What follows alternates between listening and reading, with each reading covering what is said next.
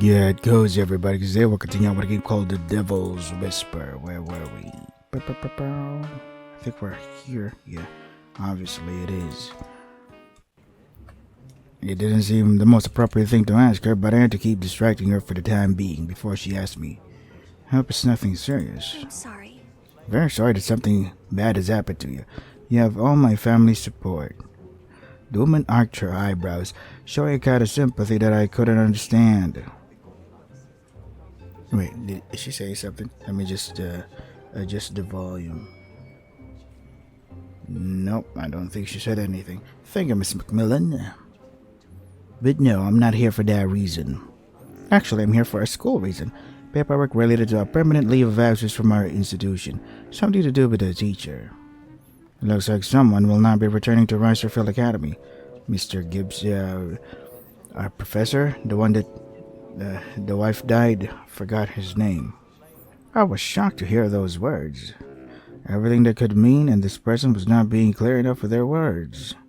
I could feel a kind of tension in the air, as if there was a topic she wanted to touch on but didn't dare to. She looked deep into my eyes for a few seconds before uttering something else. Miss Macmillan, I must tell you that.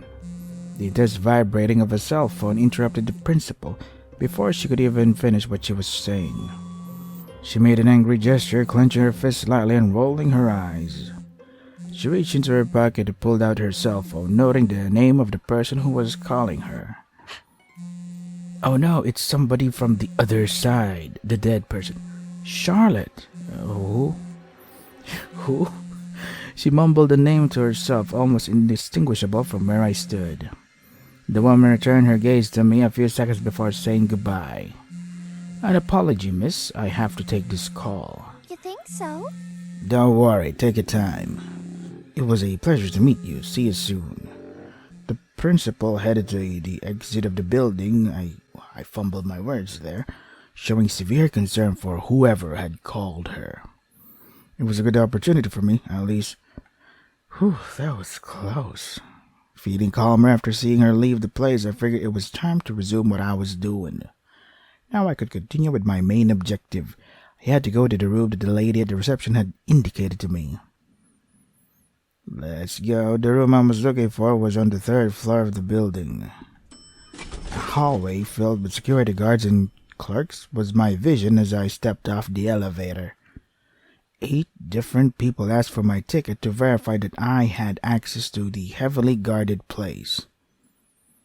I knew my parents had invested a good amount in improving security in the city, but I didn't think it was at this level. Oh, I wonder if her parents have something to do with the occult thing that made them reach this kind of power in the first place. It almost looked like a military base or something similar with so many personnel defending the famous recordings. Finally, I arrived at the target room, inserting the ticket into a machine so that the door would be open for me. There were so many computers and screens all over the room, I didn't even know where to begin. I explored a few computers before I felt fatigue from the effort. A part of me was beginning to regret coming to this place knowing all I had to do and the few results I was getting. But I didn't give up. I continued to explore through the computer folders and the immense amount of files stored in them. After more than half an hour in the same situation, I finally, and against all odds, found the folder containing the recordings of the security camera from the road where we ran over that person. I opened the file in less than a second, barely realizing that it was indeed what I was looking for. What I saw, however, was the footage from just the night before. For an instant, I thought I would be able to see the moment Conrad had died. Having access to the video, I knew I could view those images at any time. There was nothing to stop me from doing so. But I know I would have walked out of that place devastated if I saw Conrad's death. That would have sapped me of all my courage to continue investigating. I needed to go back a long way to get to that night, and that's what I did. Oh, cool. I rewound the security video to get that unfortunate night. What? No one's there to help assist you in looking for the recording thing? Alright. You can actually perform the operation of how a CCTV works? Huh, alright. The speed at which the video went back to previous days was considerably slow, and you also need access to that. You also need a password in order for you to operate the goddamn CCTV. Oh well, I guess. So I still had to wait a while before I learned the truth. And there I was, waiting for several minutes until one image in particular caught my attention. A speeding car stops in the middle of the road when it hits something. Got it! Here's the minute. I went back to the video a few seconds to see the exact moment of the crash and who was on the road at the time. When I went back far enough, I pressed play to see the sequence in real time. This was the moment I had been waiting for. I was only moments away from knowing the whole truth. From knowing who or what we ran over that fateful night. Show me. The sound of a car approaching at full speed is heard. The person is standing in the middle of the road, staring in the direction of the oncoming car. So he knew he was gonna get flattened. Once the driver of the car realizes that there's someone in the road, he pulls the handbrake. However, by the time the car wants to brake, it is too late. The person is brutally run over. Why is the headlights now open? And being shot meters away and breaking several bones in the process. The person's face cannot be seen due to the poor quality of the footage. However, although they would have been expendable details for anyone else, there were many things that could be identified on the body, and that gave indications of who it might be. Great camera angle though, like wow. Yeah. The blonde hair, medium build, now broken glasses, and the uniform worn by all the teachers at Reiserfield Academy. Is that our professor that died? That's right, the human being we ran over that night was a teacher. That person is Mr. Gibson. Mr. Harrison? Oh, Harrison. I should... Yeah, I was confident of saying Mr. Gibson. A shiver ran all over my skin from head to toe. We had indeed run over a human being. What a human being. Our teacher. I think he wanted to revive his wife or something. Wait, am I recording properly? Okay, cool. But the worst, if this was not the worst, was the fate of the body. Like spores, Mr. Harrison's body disintegrated as soon as the five of us got out of the car. It was as if every particle of his body dissolved with the blowing of the wind, disappearing into thin air and vanishing into the atmosphere. Holy crap! Real-life supernatural footage that can prove the existence of the supernatural, otherworldly things? Oh, wow. This is a great this is a great discovery. You can get rich off of this. No, not this. Ow. I pounded on my computer keyboard, shaking the table and hurting my hands as I did so. Don't do that to equipment you don't own. What's the meaning of this? Dude, you're totally acting not suspicious. I won't be surprised if someone ran over and like, well, what happened? What was going on? I let out a cry of anger and despair. I was very confused and much worse than I was before I learned the shocking truth. Wait, nobody ever bothered to check the room? I turned off the computer and ran out of the room. That makes you look even more suspicious. Maybe some guards might chase after you. Don't do that. I made my way to the elevator as fast as I could, there you go, trying to avoid any office staff. On the first floor with emotions running high and my pulse racing, several employees approached me to ask if I was okay. I paid no attention to any of them because I'm a snub, but I am sure that if only out of humanity anyone would have been interested in helping me, seeing my emaciated appearance. I ran out of the building as hard as I could. I was very agitated, so I hoped that breathing the outside air would make me feel a little better. I paused for a moment to think about what I should do given the discovery I had just made. Ultimately, I had to go back to the school to tell the others as I told them. But how was I going to explain this to them? It didn't even make any sense. There was no way to find a logical explanation. Mr. Harrison has been the most helpful person to each of us.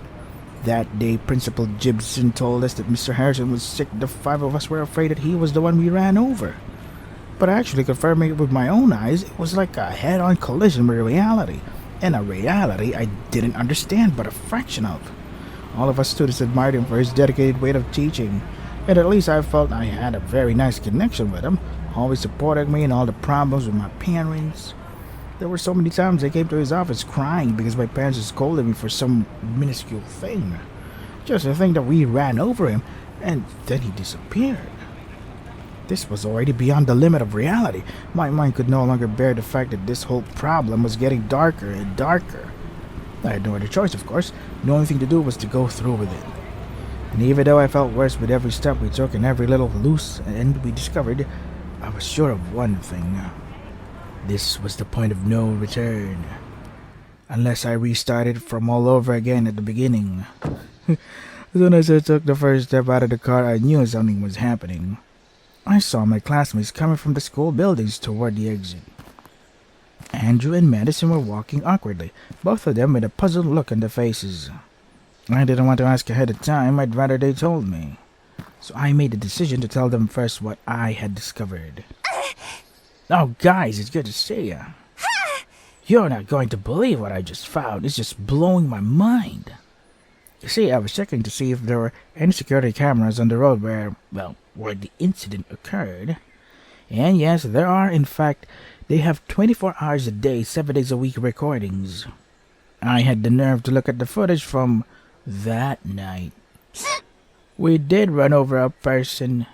I know this is going to sound crazy, but... The person we ran over was Mr. Harrison. Oh, thank God you're talking, because my voice is killing me. My throat is killing me.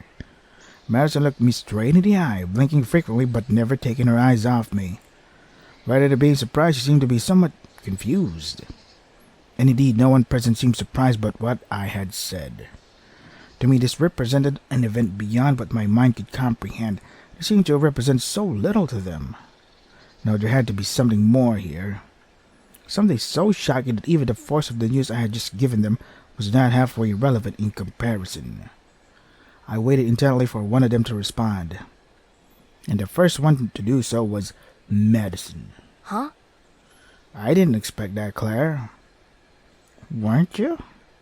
For a moment there, I thought... Mr. Harrison is dead, Claire. Miss Gibson called us into her office to tell us they found his body. Just you two, or the whole class?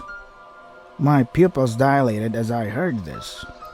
This time I felt the world move around me and intense dizziness came over me in surprise.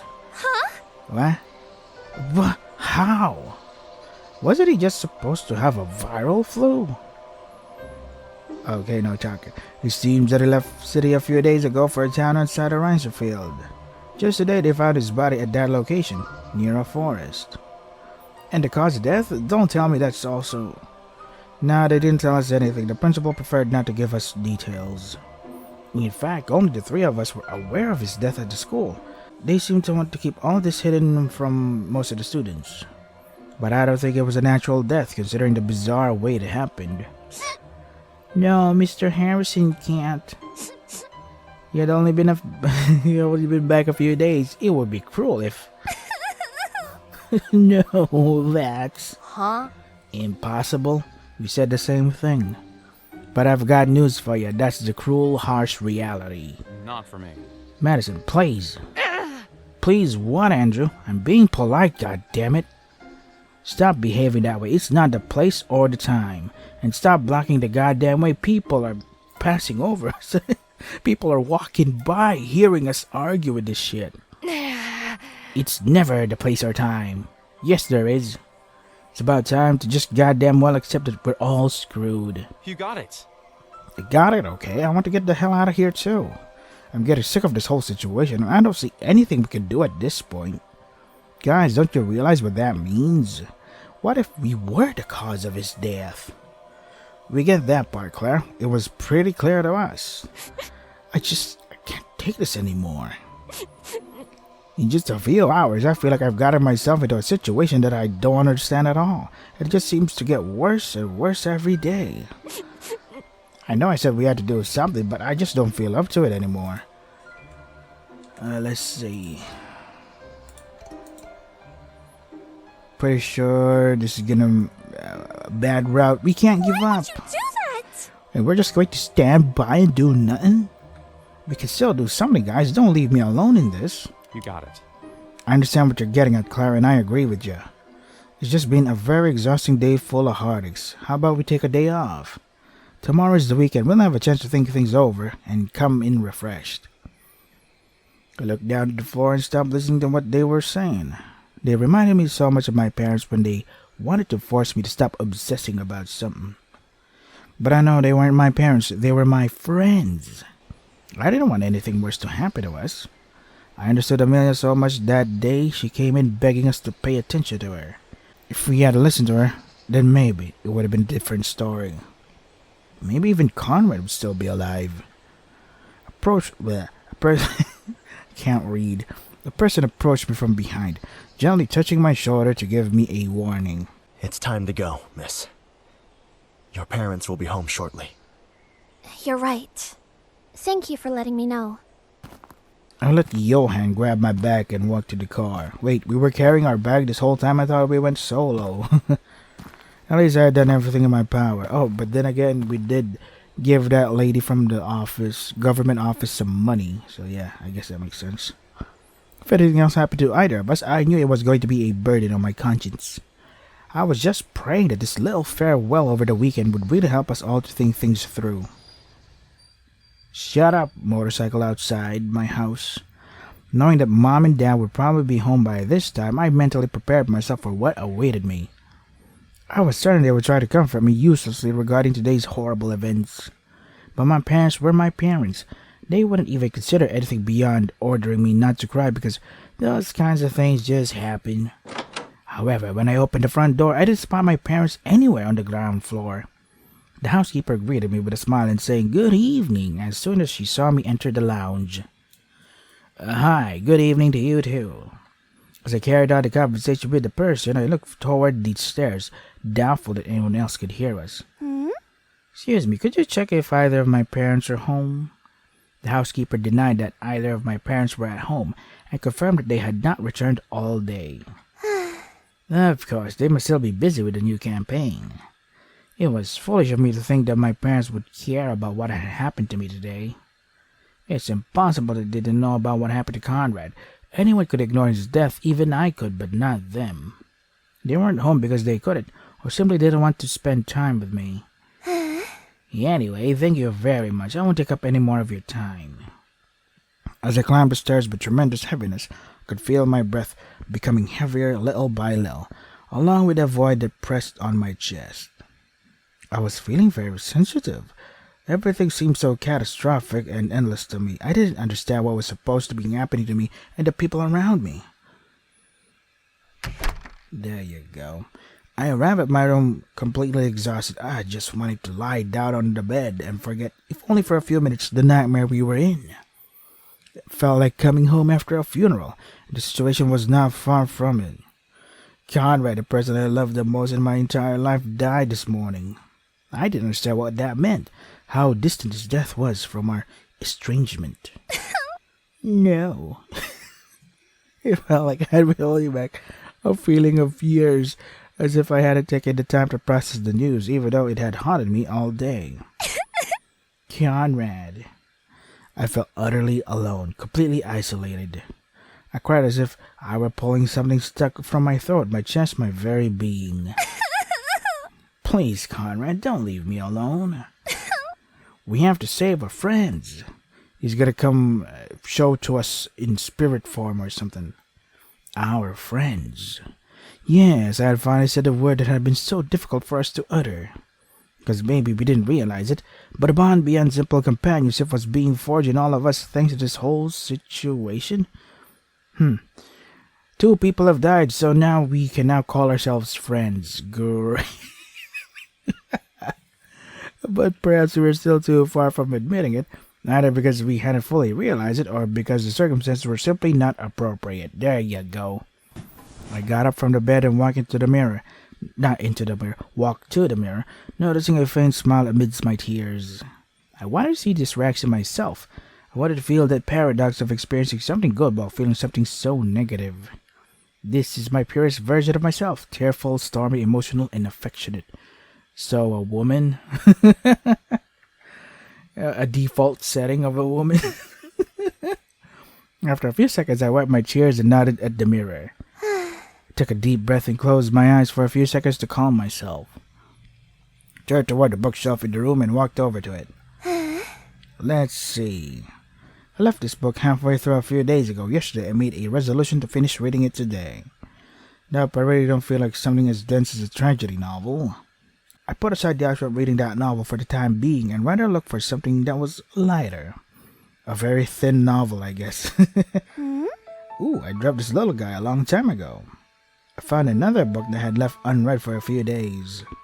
It was about a boy who discovered he could do magic in his room to travel to different places at different points in history. So fascinating. Is it Time Squad? Underrated Cartoon Network show. This was the kind of story I felt like reading at a time like this.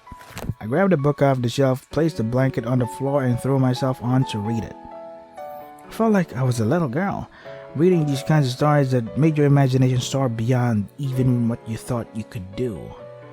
Mom and Dad bought me as many books as they could, always in the hope that I would be a cultured and educated child on various subjects. Actually, that's something I have to thank them for. Reading was one of those hobbies that always made me feel good, no matter how good or bad I felt.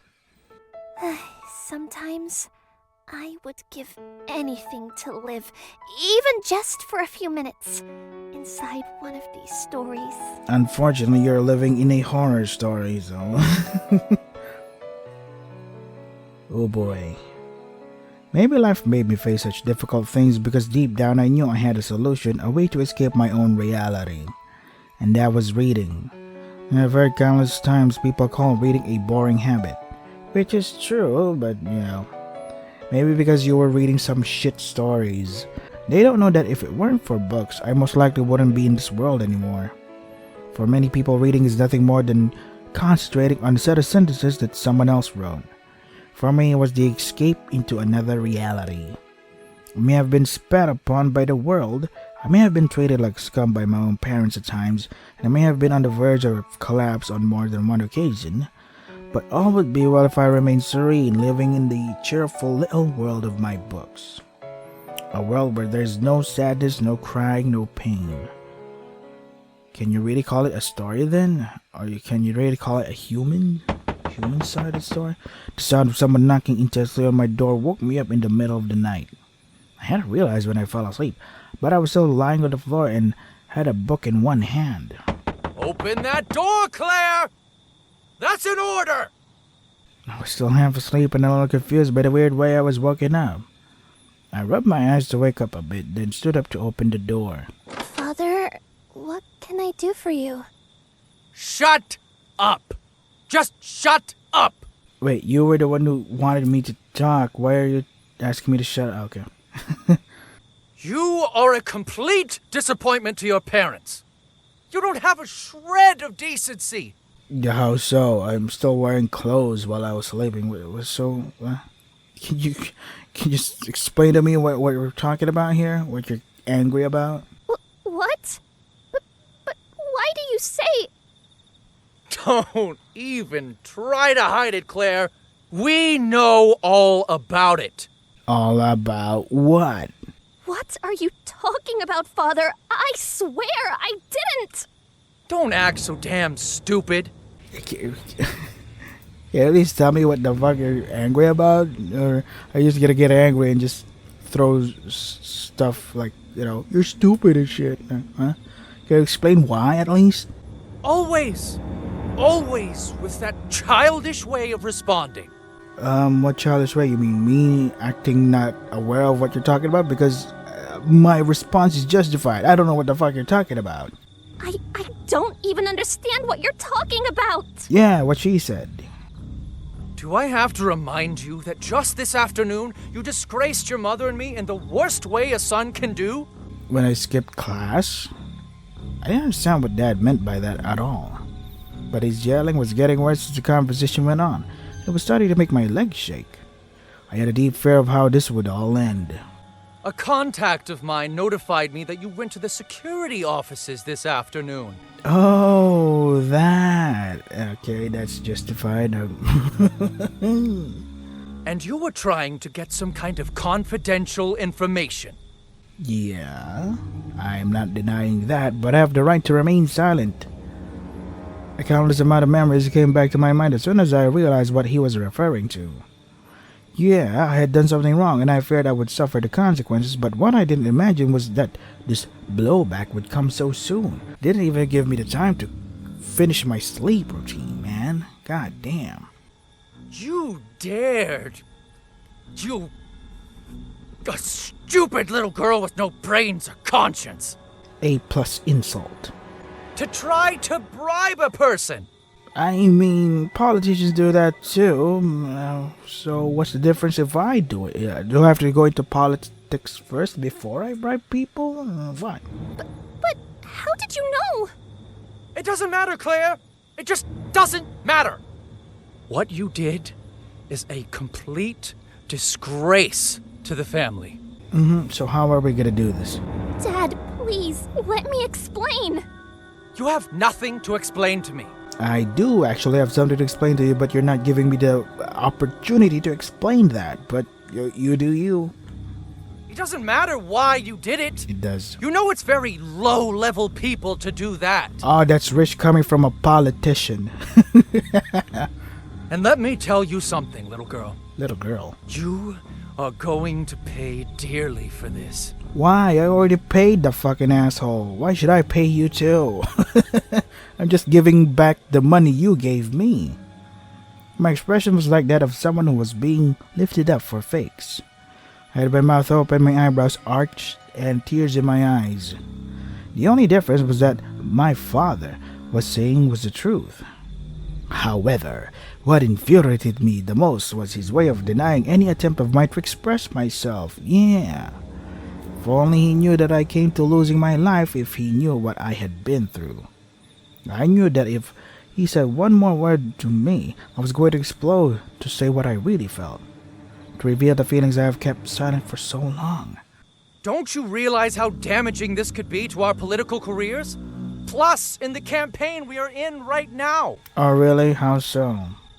The Macmillans have always been the best family in this town. Because of us, this town is not going to shit. Yeah, all of the shit is going to the taxes. What's your point? And we won't allow you or anyone else to tarnish the name we've worked so hard to raise before the whole world. The whole world's just a fucking town. Take it easy, take it easy, Dad. Your mother and I... To hell with what you and Mom think! Ooh, there you go. I'm tired of you trying to control my every word I say or everything I do. The only thing you both care about is your stupid political careers. You've never cared a little about how I feel. Damn, girl. Get him. Bite him. My heart was pounding like never before. I felt liberated, yeah, but I also felt a deep hatred for these people who, to my regret, were my parents. And I didn't want to feel it, but today, less than ever, I was willing to accept that my parents made me a puppet. The worst is inevitable, and never again in my life was I going to let them control me. But what a cheeky way to talk back to your father that was. Very, very cheeky. Listen to me, you little brat. Brat. Respectful is how you have to be. Yet you're and not teaching to you me. to respect me is what I'm going to do. But you're not respectful to your own goddamn kid. What? It doesn't. It has to go both ways, man.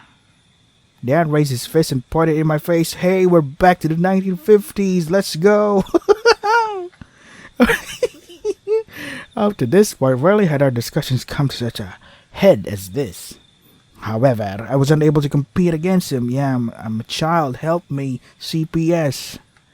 He was my father, superior to me in strength, size, and authority. A butler? Oh, shit.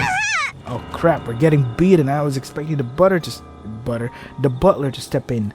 I was expected a couple of blows were enough to throw me to the ground. You are a bitch!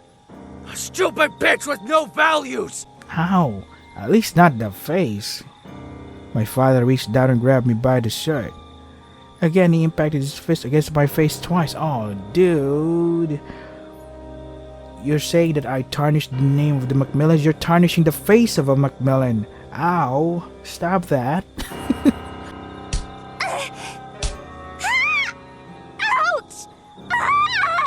Yeah, man, ouch. When I say ouch, that's an indication that you should probably stop doing that. Just saying. A tip. Please, stop! See, I gave you another hint that you should stop. It's me begging you that, ow, please stop. That means stop punching me in the face. I screamed with what little strength I had, begging for some mercy despite his frightening anger. Dad stared at me for several seconds, then spat on the floor. I hope this teaches you to respect people older than you. This is gonna do the exact complete opposite, but you do you, bruh. Never forget this, Claire. We are your lords and masters. How the fuck can I forget this? This is some traumatizing shit. Without us, you are nothing. You will never be anything in life. Great parenting, Jesus. My face was bathed in tears and blood, and a little trickle of blood came from my lips. And, what do you call that? There were fist marks on my face, too. My tooth missing, black eyes, bleeding ears. Dad turned around and closed the door to my room. I didn't feel able to get up from the floor. My arms and legs were shaking with no way of controlling them. As much as I tried to think of something cute or some way to make this better, I knew nothing was going to do it. Have you tried thinking of my favorite things by that movie? What was that fucking movie called? Sound of Music? These are a few of my favorite things. When my when my dad beats me up, when my face bleeds, when I'm feeling sad. I simply remember a few of my favorite things, and then I still feel the pain in my face. This was my breaking point. If all humans have a breaking point, I was sure I had reached it since my father first hit me. Oh shit. Sorry fellas, I have to edit here, so... Oh crap. Okay. There you go. Let's save here at number 20. Oh crap. I think we've reached the end of the save files. So this is The Devil's Whisper. If you want to try the game for yourself, the links are in the description. That is all for today. Stay safe and take care of yourselves. Man, this shit is intense now.